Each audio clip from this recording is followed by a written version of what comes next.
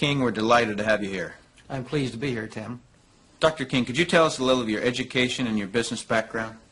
Tim, I'm a professor of marketing at the University of Illinois at Chicago.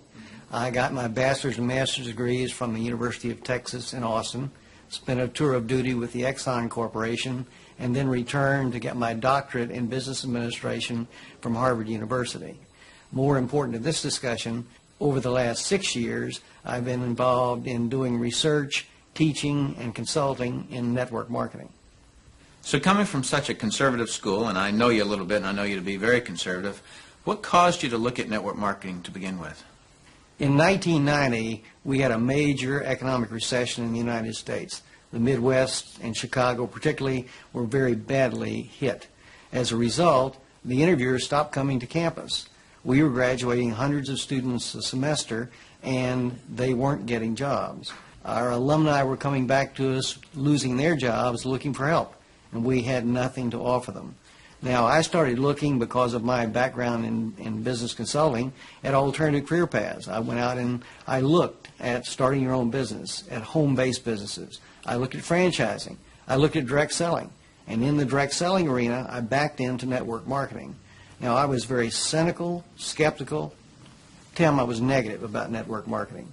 They don't teach network marketing at the Harvard Business School, and I didn't know much about it.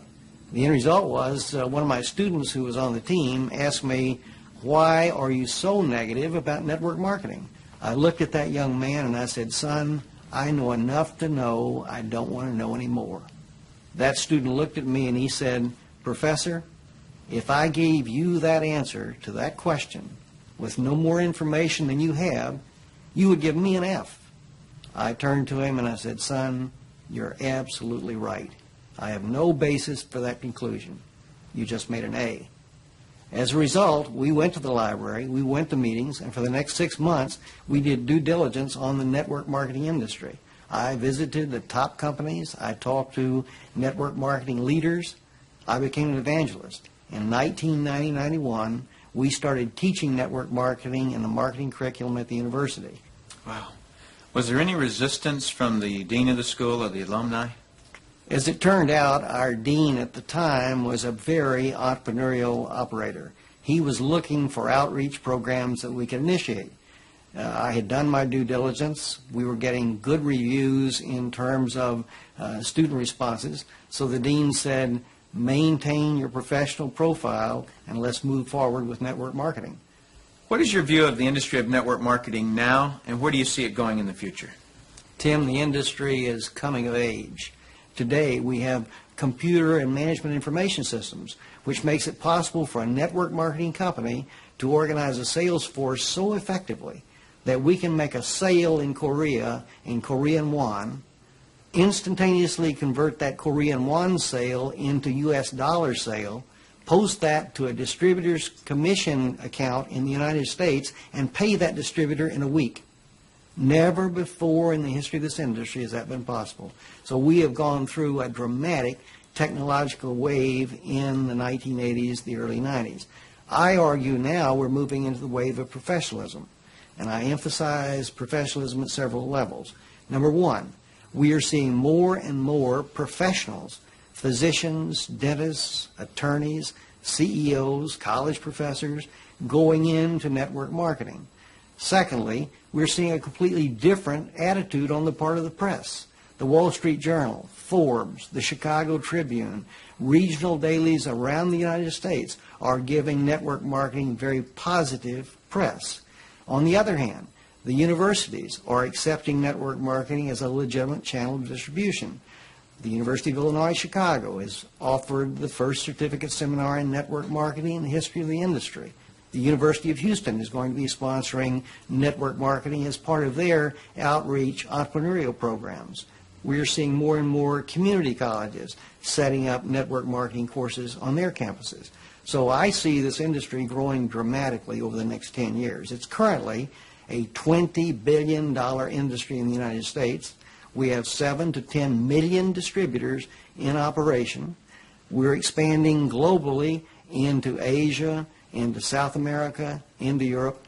The industry is growing at about 10 to 12% a year in contrast to 3 or 4% for traditional retail sales. So on my view, the industry is absolutely coming of age. Suppose you run across the super skeptic. What advice do you have for them? Tim, I would recommend they do precisely what I did. I was a super skeptic. I did my due diligence, I investigated the industry, and I drew my own conclusions. I would suggest to anyone seriously looking at network marketing that they might read a couple of key references, that they might read 2 specific references. First, I would recommend that they read Wave 3 by Richard Poe. Richard Poe puts the industry in perspective in a very readable, enjoyable way. The second book I would suggest the skeptic read is one published in 1998 by Mark and Renee Reed Yarnell entitled Your First Year in Network Marketing.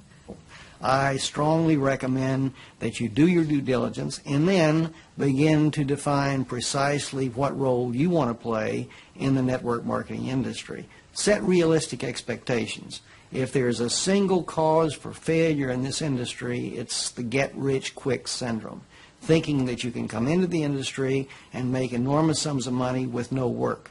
I argue, by contrast, that if you set realistic expectations, you develop a plan of action to guide your business development, you can be successful. If someone were to come to your course, whether it's in Houston or whether it's in Chicago, what would they learn? Tim, what we've tried to do in that program is apply the basic skills of entrepreneurial management specifically to managing a network marketing distributor organization. We start by developing a business plan for a network marketing distributor. The second module, after building on the business plan, is to talk about how you implement the plan. How do you build a downline organization? The third module talks about managing your business, from the idea of managing your organization as you start building 10, 20, 30, 50, several thousand people in your group, on into managing your business as a financial profit machine. Tim, as you can tell, I believe in this industry. For a small financial investment and a commitment in sweat equity, hard work, and dedication, anyone can be successful in network marketing.